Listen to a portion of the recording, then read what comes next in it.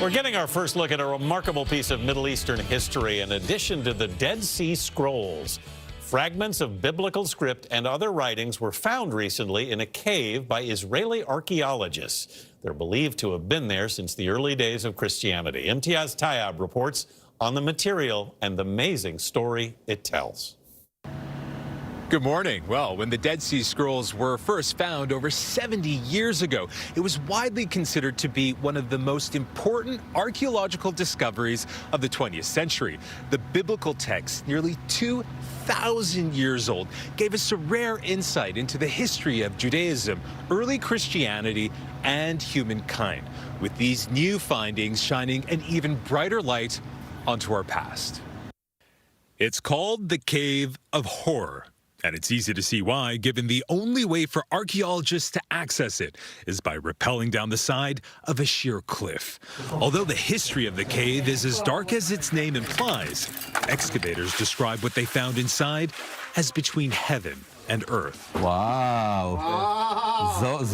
Dozens of fragments, pieces of the Dead Sea Scrolls, uncovered after nearly 2 millennia.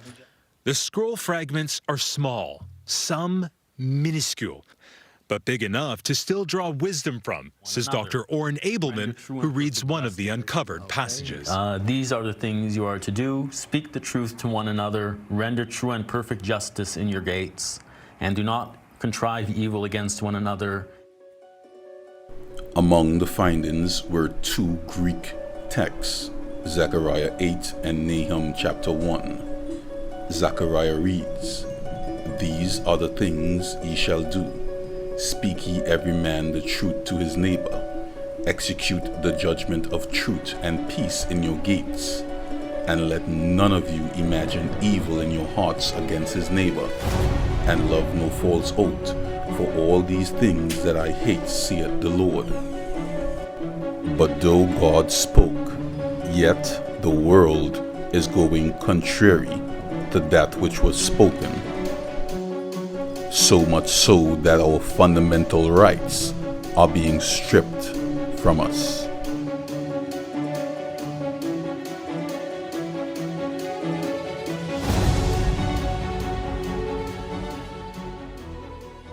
Comme on voit, le pass sanitaire discrimine immédiatement les gens.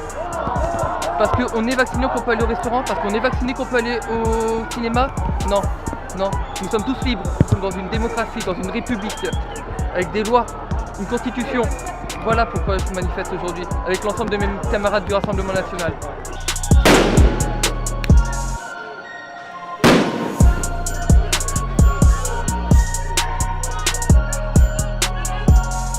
Et c'est vraiment, c'est vraiment une injustice énorme et une privation de liberté, une politique presque, je dirais, caricaturalement dictatoriale, parce qu'on ne sépare pas les gens comme ça, on ne les divise pas de cette façon. Pour moi, la France, c'est le pays des droits de l'homme, quoi. Voilà, merci. But unfortunately, the Bible predicts that these events will wax worse and worse. And because of this, God's judgment will be upon the land. All those who would have discriminated against their neighbors, all those who would have hated and done unjustly, God's wrath will be upon them. The book of Nahum reads, "The mountains quake at him, and the hills melt, and the earth is burnt at his presence, yea, the world and all that dwell therein. Who can stand before his indignation, and who can abide in the fierceness of his anger? His fury is poured out like fire, and the rocks are thrown down by him. This is the judgment that will be issued out unto the wicked. For we are seeing the ramblings of the wicked at present time. But please note that soon God will interpose for all his faithful people, and pour out his indignation upon the wicked."